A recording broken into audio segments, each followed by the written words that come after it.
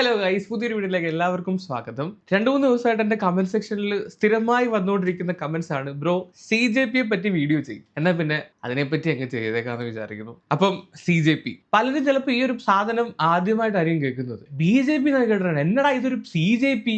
അതെ ഗൈസ്, നമ്മുടെ ഇന്ത്യയിൽ പുതുതായിട്ടുള്ള പിള്ളേര് രൂപീകരിച്ച ഒരു മീം പാർട്ടിയാണ് CJP, കോക്രോച്ച് ജനതാ പാർട്ടി. ഒരു കോടതി മുറിയിൽ നടന്ന ഒരു പ്രസ്താവന, അവിടെ നിന്നാണ് ഇതിന്റെ എല്ലാത്തിന്റെയും തുടക്കം. ആ പരാമർശം പിടിച്ചിട്ടാണ് ഇന്ത്യ കണ്ട ഏറ്റവും വലിയ വൈറലായ ഒരു രാഷ്ട്രീയ പ്രസ്ഥാനമായി, അങ്ങനെ തന്നെയാണ് പറയാം, ഒരു രാഷ്ട്രീയ മീം സറ്റയർ പ്രസ്ഥാനമായി കോക്രോച്ച് ജനതാ പാർട്ടി മാറിയിരിക്കുന്നത്. ഒരാഴ്ചക്ക് മുമ്പ് ഇങ്ങനെ ഒരു സംഭവമേ നമ്മുടെ സോഷ്യൽ മീഡിയയിൽ ഉണ്ടായിരുന്നില്ല. ആദ്യമൊക്കെ ഇതൊരു മീമായിട്ട്, ഒരു ട്രോളായിട്ടായിരുന്നു എല്ലാവരും കണ്ടിരുന്നത്. പക്ഷെ എന്നാൽ ഇതൊരു ട്രോളല്ല, മീമല്ല, നമ്മുടെ പിള്ളേരുടെ ഫ്രസ്ട്രേഷൻ ആണ് ഈ പാർട്ടിയുടെ ഗ്രോത്തിന്റെ കാരണം. ഇതൊരു പൊളിറ്റിക്കൽ പാർട്ടിയായിട്ട് രജിസ്റ്റർ ചെയ്തിട്ടൊന്നുമില്ല, ഇനി ഭാവി രജിസ്റ്റർ ചെയ്യുമെന്നും അറിയത്തില്ല. 4-5 ദിവസം മുൻപ് ഉണ്ടാക്കിയ ഒരു മീം പാർട്ടിയുടെ ഇൻസ്റ്റാഗ്രാം ഫോളോവേഴ്സിനാണ് നിങ്ങളിപ്പോൾ കാണുന്നത് 15.7 മില്യൺ. വർഷങ്ങളായിട്ട് നമ്മുടെ നാട് ഭരിച്ചുകൊണ്ടിരിക്കുന്ന BJPയുടെ ഇൻസ്റ്റാഗ്രാം ഹാൻഡിലിൽ 8.8 മില്യൺ ആൾക്കാരേ ഉള്ളൂ. അത് വെറും 4 ദിവസം കൊണ്ട് ഇവരത് തൂക്കി.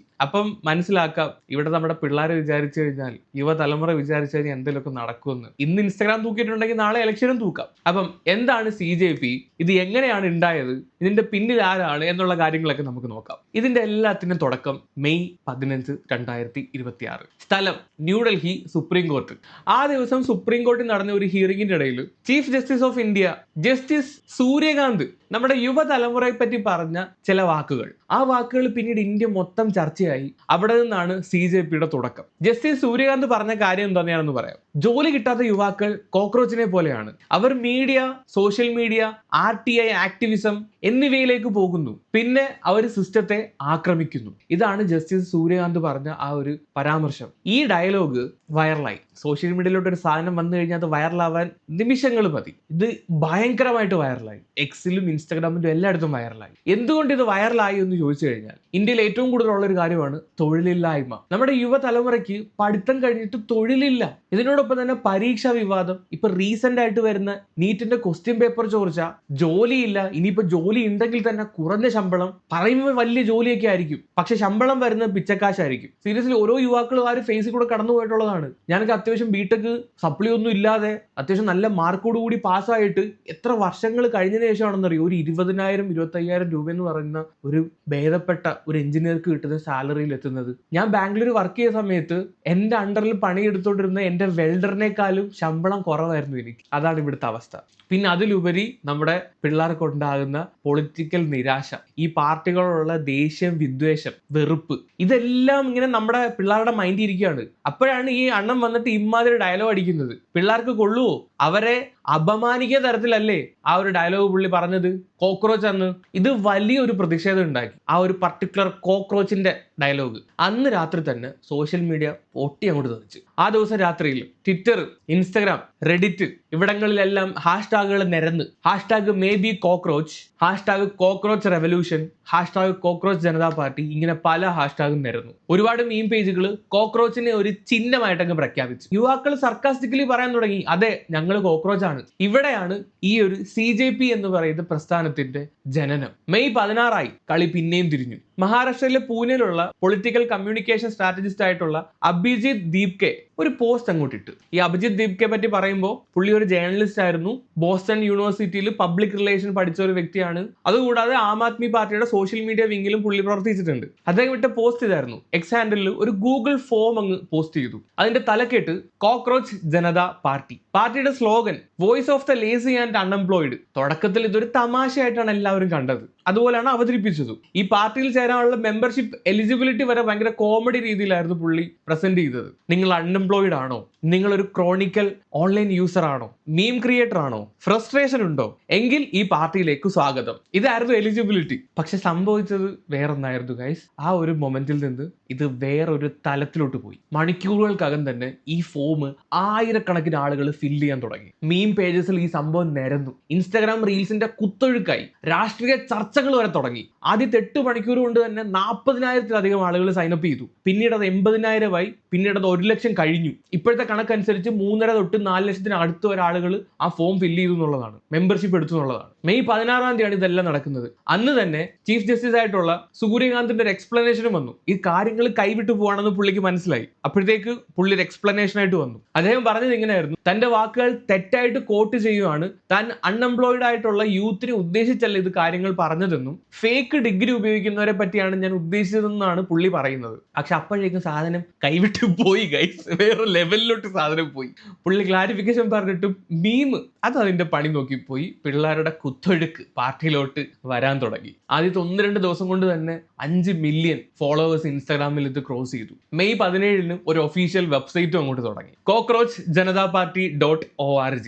അവിടെ ചെന്ന് കഴിഞ്ഞാൽ മെമ്പർഷിപ്പ് ഫോം ഉണ്ട്, മാനിഫെസ്റ്റോ ഉണ്ട്, party ideology, slogan, digital posters, satire campaigns എല്ലാം ഈ ഒരു വെബ്സൈറ്റിൽ അവൈലബിൾ ആണ്. പാർട്ടിയുടെ 5 മാനിഫെസ്റ്റോ ഞാനെന്ന് പറയാം. റിട്ടയർഡ് ചീഫ് ജസ്റ്റിസിന് രാജ്യസഭയിൽ സീറ്റ് നൽകരുത്, ഇല്ലീഗൽ വോട്ടേഴ്സിന്റെ ഡിലീഷൻ കർശനമാക്കുക, പാർലമെന്റിലും ക്യാബിനറ്റിലും 50% വുമൻസ് റിസർവേഷൻ കൊണ്ടുവരിക, കോർപ്പറേറ്റ് കൺട്രോൾഡ് മീഡിയക്കെതിരെ നടപടി, പാർട്ടി ഹോപ്പിംഗ് പൊളിറ്റീഷ്യന് 20 years ബാൻ. ഇതൊക്കെയായിരുന്നു ഇവരുടെ മാനിഫെസ്റ്റോയിൽ ഉണ്ടായിരുന്നത്. ഇത് വളരെ കോമഡി ആയിട്ടാണ് അവതരിപ്പിച്ചതെങ്കിലും പക്ഷെ ഇതിന്റെ അകത്തുള്ള രാഷ്ട്രീയ സന്ദേശം അത്യാവശ്യം സ്ട്രോങ് ആയിരുന്നു. എന്തുകൊണ്ട് കോക്രോച്ച്? ഈ പാർട്ടിയുടെ മെയിൻ സിമ്പിൾ ആയിട്ടുള്ള മാറിയ കോക്രോച്ച് എന്തുകൊണ്ട്? അതിനൊരു എക്സ്പ്ലനേഷൻ വന്നു. ഇതിന്റെ സപ്പോർട്ടേഴ്സ് പറയുന്നത് കോക്രോച്ചിനെ കൊല്ലാൻ ഇച്ചിരി പാടാണ്, അത് എല്ലായിടത്തും ജീവിക്കും, എല്ലായിടത്തും സർവൈവ് ചെയ്യും, സിസ്റ്റം അതിനെ ഇഗ്നോർ ചെയ്താലും അത് സർവൈവ് ചെയ്യും.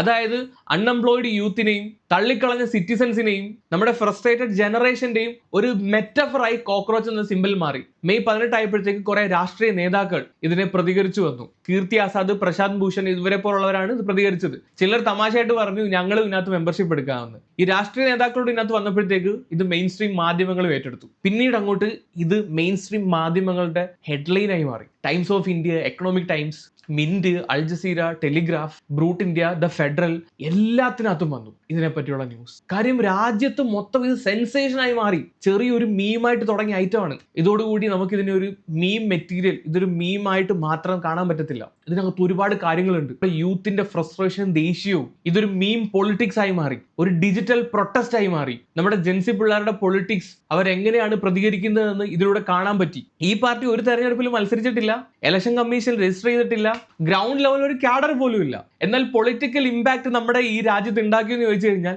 ഉണ്ട്. നിലവിൽ മറ്റൊരു പൊളിറ്റിക്കൽ പാർട്ടിയും ഉണ്ടാക്കാത്ത അത്രയും ഇമ്പാക്ട് ഈ 5-6 ദിവസം കൊണ്ട് ഉണ്ടാക്കി ഈ ഒരു പാർട്ടി ഉണ്ടാക്കി നമ്മുടെ യൂത്തിൻ്റെ ഇടയിൽ. ആ കോക്രോച്ച് എന്ന് പറയുന്ന വിളിയിൽ നിന്ന് നമ്മുടെ യുവജനങ്ങളുടെ ദേഷ്യവും അമർഷവും നാണക്കേടും, പഠിച്ചിട്ട് പണിയില്ലാതെ നിൽക്കുന്നതും, സർവൈവ് ചെയ്യാൻ എന്താണെന്ന് പോലും അറിയാതെ നിൽക്കുന്നതും, അപമാനവും എല്ലാം ഈ ഒരു കോക്രോച്ച് പാർട്ടിയുടെ വളർച്ചയിലൂടെയാണ് അവർ കാണിച്ചു തന്നത്. അവരുടെ പ്രതിഷേധമാണ് ഈ ഒരു പാർട്ടി. ഇത് മുന്നോട്ട് വെച്ച മറ്റൊരു കാര്യമുണ്ട്, മീം പൊളിറ്റിക്സ്. ഇതിനു മുമ്പ് മീം പൊളിറ്റിക്സ് ഒക്കെ ഉണ്ടായിട്ടുണ്ടെങ്കിലും ഇത്ര സ്ട്രോങ് ആയിട്ട് പലതിനെയും ഇത് ഇൻഫ്ലുവൻസ് ചെയ്യാൻ പറ്റുമെന്ന് ഇതാണ് ഇപ്പൊ കാണിച്ചു തന്നിരിക്കുന്നത്. സർക്കാസത്തിനും ട്രോളിങ്ങിനും ഒക്കെ സമൂഹത്തിൽ ഇമ്പാക്ട് ഉണ്ടാക്കാൻ പറ്റും, വേണമെങ്കിൽ ഒരു പൊളിറ്റിക്കൽ പാർട്ടിയെ താഴെ ഇറക്കാൻ പറ്റും. ആ രീതിയിൽ ഇത് വളർന്നു കാണിച്ചു. ഇത് സാധാരണ ഒരു ട്രഡീഷണൽ പൊളിറ്റിക്സ് അല്ല ഈ ഒരു പാർട്ടിയിലൂടെ നമ്മൾ കണ്ടത്, ഒരു ഇന്റർനെറ്റ് പൊളിറ്റിക്സ് ആണ് കണ്ടത്. പിന്നെ ഇതുകൊണ്ട് മനസ്സിലായ മറ്റൊരു കാര്യം, നമ്മുടെ പ്രൊട്ടസ്റ്റ് കൾച്ചർ മാറി എന്നുള്ളതാണ്. മുമ്പൊക്കെ പ്രതിഷേധം എന്ന് പറഞ്ഞു കഴിഞ്ഞാൽ റോഡ് മാർച്ച്, ഹർത്താല്, സ്ട്രൈക്ക്, ധർണ ഇവയൊക്കെ ആയിരുന്നു. എന്നാൽ ഇതിന്റെ ഒന്നും ആവശ്യമില്ല. മീമും സർക്കാസവും വൈറൽ റീലും ഒരു ഓൺലൈൻ കമ്മ്യൂണിറ്റി ഒക്കെ ഉണ്ടെങ്കിൽ നല്ല വെടിപ്പായിട്ട് ഇന്ത്യ മൊത്തം കത്തിക്കുന്ന രീതിയിൽ ഒരു പ്രതിഷേധം ഉണ്ടാക്കാൻ പറ്റുമെന്ന് കാണിച്ചു തന്നു. അതിന്റെ സാധ്യതകളെയാണ് ഇത് മുന്നോട്ട് വെച്ചത്. ഒരു ഹർത്താൽ കൊണ്ടോ ബന്ദ് കൊണ്ടോ ഉണ്ടാക്കാൻ പറ്റാത്ത അത്ര ഇമ്പാക്ട് മണിക്കൂറുകൾക്കകം ഇതിനുണ്ടാക്കാൻ പറ്റി. ഓൾ ഇന്ത്യയിൽ, ഒരു പർട്ടിക്കുലർ സ്ഥലത്തല്ല, രാജ്യം മൊത്തം ഒരു പുതിയ പ്രതിഷേധത്തിന്റെ ഏറ്റവും വലിയ ഉദാഹരണമായിട്ട് മാറി കോക്രോച്ച് പാർട്ടി. എന്നാൽ ഇതിനെതിരെ ഒരുപാട് വിമർശനങ്ങൾ വന്നിട്ടുണ്ട്. ക്രിട്ടിക്സ് ഒക്കെ പറയുന്നത് ഇതൊരു ടെമ്പററി മീം ട്രെൻഡ് മാത്രമാണ്, ഇതിനൊരു ഗവേണൻസ് പ്ലാൻ ഇല്ല, അർബൻ സോഷ്യൽ മീഡിയ യൂസേഴ്സിന് മാത്രമേ ഇത് അപ്പീലുള്ളൂ, കാര്യം അവരിലോട്ട് മാത്രമേ ഇത് ചെല്ലുന്നുള്ളൂ, ഇതിന്റെ വൈറൽ സ്വഭാവം കുറഞ്ഞു കഴിഞ്ഞാൽ ഇതിന്റെ ഈ മൂവ്മെന്റും ഇതിവിടെ അവസാനിക്കും. ഇത് ജുഡീഷ്യറിക്ക് അഗനിസ്റ്റ് ആയിട്ടുള്ള ഒരു പ്രൊപ്പഗണ്ടയായിട്ടും ഇതിനെ കാണുന്നുണ്ട്. ചിലപ്പോൾ ഇതൊക്കെ ശരിയായിരിക്കും, കുറച്ചാൾ കഴിയുമ്പോഴത്തേക്ക് ഇതിന്റെ ഊത്ത് കഴിയുമായിരിക്കും. സോഷ്യൽ മീഡിയ നമ്മൾ സ്ഥിരം കാണുന്നതാണ്, അതിന്റെ ഒരു വൈറൽ സ്വഭാവം മാറുമ്പോഴത്തേക്ക് അതിനെ പയ്യെ പയ്യെ ആളുകൾ മറക്കുന്നത്. ആ ഒരു അവസ്ഥ തന്നെയാണ് ഇതിന് വരാൻ പോകുന്നത്. നമുക്ക് നോക്കാം. ഇന്ന് ഈ പാർട്ടി ഇന്ത്യയിലെ ഏറ്റവും വലിയ ഒരു പൊളിറ്റിക്കൽ സട്ടയർ മൂവ്മെന്റ് ആണ്. ഇതിന്റെ ഫൗണ്ടർ ആയിട്ടുള്ള അഭിജിത് ദീപ്കെ പറഞ്ഞത് it's beyond A joke now. എന്നാൽ ഈ പാർട്ടിയുടെ ഇപ്പോഴത്തെ അവസ്ഥ എന്താണെന്ന് വെച്ച് കഴിഞ്ഞാൽ ഇതിന്റെ ട്വിറ്റർ ഹാൻഡിൽ ഇന്ത്യയിൽ ബാൻ ചെയ്തു. സ്വാഭാവികം. ഈ ഫൗണ്ടർ ആയിട്ടുള്ള അഭിജിത്തിന്റെ ഇൻസ്റ്റാഗ്രാം അക്കൗണ്ട് ഹാക്കേഴ്സ് ഹാക്ക് ചെയ്യാൻ ശ്രമിക്കുകയാണ്. സ്വാഭാവികം. നിലവിലത്തെ ഫോളോവേഴ്സ് 15.7 മില്യൺ ആണ്. ഇത്രയും പതിറ്റാണ്ടുകളായിട്ട് ഇവിടെ പ്രവർത്തിച്ചുകൊണ്ടിരിക്കുന്ന BJP പാർട്ടിയുടെ ഫോളോവേഴ്സ് 8.8 മില്യൺ ആണ്. വെറും 4 ദിവസം കൊണ്ടാണ് 8.8 മില്യൺ ഈ CJP ക്രോസ് ചെയ്തത്. ഈ 15.7 മില്യൺ എന്ന് പറയുമ്പോഴത്തേക്ക് അത് കോടിയിൽ പറയുമ്പോൾ ഏതാണ്ട് 1.5 കോടിക്ക് മുകളിൽ വരും. ട്വിറ്ററിൽ ഈ അക്കൗണ്ട് ബാൻ ചെയ്തിട്ടുണ്ടെങ്കിലും അടുത്ത പേജ് ഉടനെ തുടങ്ങിയിട്ടുണ്ട്. അത് വേറെ കാര്യം. അതും കൂടാഞ്ഞിട്ട് മറ്റേ മെമ്പർഷിപ്പ് ഫോമിൽ 3.5 ലക്ഷത്തിലധികം ആളുകൾ സൈനപ്പ് ചെയ്തിട്ടുണ്ട്. ഇതാണ് CJP, കോക്രോച്ച് ജനതാ പാർട്ടി. ഒരു വാക്കിൽ നിന്നുണ്ടായ ഒരു മൂവ്മെന്റ് ആണ്. അതിൽ നിന്ന് നമുക്ക് മനസ്സിലാക്കാം നമ്മുടെ യുവതലമുറ എത്ര ഫ്രസ്ട്രേറ്റഡ് ആണ്, എക്സ്പെഷ്യലി ഈ BJPയുടെ ഭരണത്തിൽ. കാര്യം കോക്രോച്ച് പാർട്ടി നിട്ടിരുന്നെങ്കിൽ ഇത്രയും ഒരു തരംഗം ഉണ്ടാവുമെന്ന് എനിക്ക് തോന്നുന്നില്ല. കോക്രോച്ച് ജനതാ പാർട്ടി BJP അനുകരിച്ച് CJP നിട്ടതുകൊണ്ടാണ് ഇത് ഇത്രയും വൈറലായത്. അത്തരം ആ പാർട്ടിക്ക് എഗനിസ്റ്റ് ആയിട്ടുള്ള യുവാക്കളുടെ പ്രതിഷേധമാണ് നിങ്ങളിപ്പോൾ ഈ കാണുന്നത്. കുറച്ചു നാൾക്ക് മുമ്പ് രാഘവ് ചദ്ദ പുള്ളി ആം ആദ്മി വിട്ട് BJPയിലോട്ട് കയറിയ സമയത്ത് ഇതുപോലെ പ്രതിഷേധം അദ്ദേഹത്തിന്റെ ഇൻസ്റ്റാഗ്രാം അക്കൗണ്ടിലും കണ്ടതാണ്. ഓൾമോസ്റ്റ് 15 മില്യൺ ഫോളോവേഴ്സ് ഉള്ള പുള്ളി ഒരു ദിവസം കൊണ്ട് 2-3 മില്യൺ ഫോളോവേഴ്സ് ആണ് ഇദ്ദേഹത്തിന് ഇൻസ്റ്റാഗ്രാമിൽ നിന്ന് കുറഞ്ഞത്. അത്രയും നാൾ ഇൻസ്റ്റാഗ്രാമിൽ ഈ പ്രത്യേകിച്ച് യുവാക്കളുടെ ഇടയിൽ ഇദ്ദേഹം ഹീറോ ആയിരുന്നു. BJPയിലോട്ട് പോയപ്പോഴത്തേക്ക് ടാറ്റ ബൈ ബൈ, ഇനി നിന്റെ സേവനങ്ങൾ ഞങ്ങൾക്ക് ആവശ്യമില്ല എന്ന് പറഞ്ഞ് യുവാക്കൾ അൺഫോളോ ചെയ്തു പോയി. ഇതിൽ നിന്ന് എന്ത് മനസ്സിലാക്കാം? നമ്മുടെ പുതിയ തലമുറയ്ക്ക് ഈ പാർട്ടിയോടും ഈ ഭരണത്തോടും യാതൊരു താല്പര്യവും ഇല്ല. ധ്രുവറാത്തി എന്ന് പറയുന്ന ഒരു കോണ്ടന്റ് ക്രിയേറ്റർ വിചാരിച്ചപ്പോൾ നിങ്ങളുടെ എത്ര സീറ്റാണ് നെക്സ്റ്റ് ഇലക്ഷനിൽ നഷ്ടപ്പെട്ടത്. അപ്പം യുവജനങ്ങൾ തിരിഞ്ഞു കഴിഞ്ഞാൽ എത്ര വലിയ കൊലകുത്തിയ പാർട്ടി ആണെങ്കിലും താഴെ വീഴും. സൂക്ഷിച്ചാൽ ദുഃഖിക്കണ്ട. കൂടുതലൊന്നും പറയുന്നില്ല. അപ്പൊ കാണാം. ശരിയെങ്കിൽ.